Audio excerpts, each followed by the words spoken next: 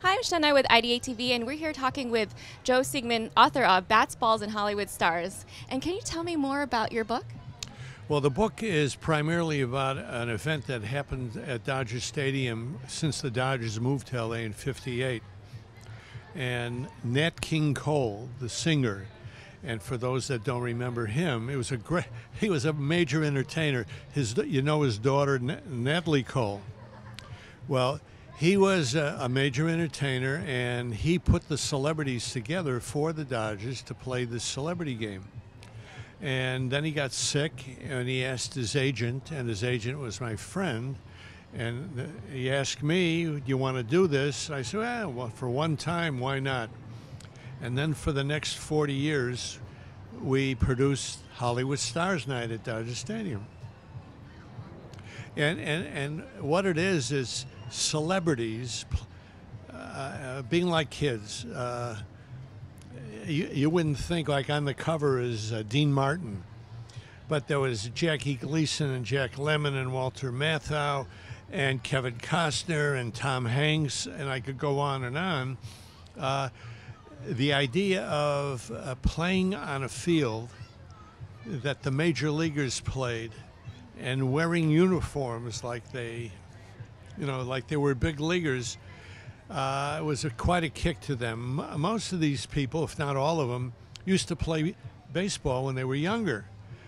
But when you get to be 35, 40, or even older, you still want to play and you still think that you can do it. But the ball comes a little faster, and your judgment when you go to hit a ball is not the same. But they had a lot of fun. We played a 3-inning game prior to whatever the scheduled Dodger game was. And I produced the event. When does this game usually happen? Well, it doesn't happen now, but it usually happen in the summertime, in July or August. Generally before the new television season started, so we could get all the television people. And that's when we normally did it. So how come it ended? Pardon? Oh, how come it ended? It ended. I'm glad you asked. The team was sold to a man named Mr. McCourt, the McCourts, and they had other ideas about how to run a baseball team. The O'Malley family and Fox, who owned the team before him, they weren't good enough, I guess. And so almost everybody that was working for the Dodgers at that time left. And Mr. McCourt thought his son should take over the game. He didn't end the game, he changed it to a softball game.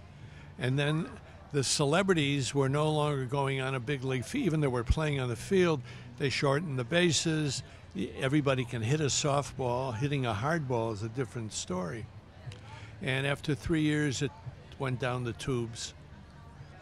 Well, it sounds like the whole event is commemorated in your book. So, yeah, there's about 50 photos that nobody's ever seen before, relative to the game, over the years, and the text are stories and little insights to the game that the spectators who came never saw. So they're recounted or recanted or whatever it is. They're in the book. Can you tell us one thing that we don't know about and one insight? One thing you don't know about. Tom Selleck hit the longest ball any non-professional baseball player ever hit, in my opinion. And he played regularly with us. So, I mean, not every year, but when he was around.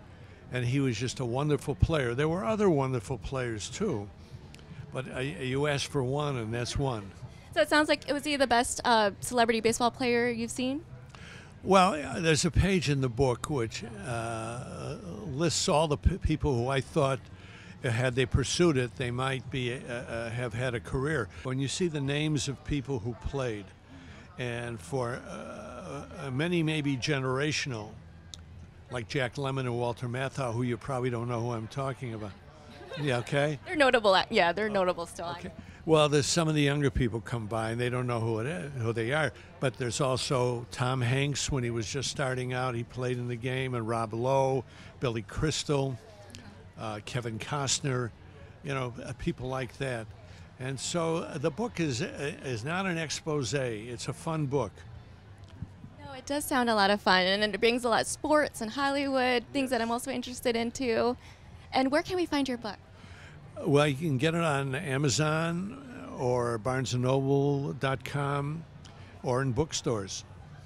Well, thank you very much, Joe. It's fascinating. Well, thank you. Thank you very much. And this is Shanna with IdeateTV.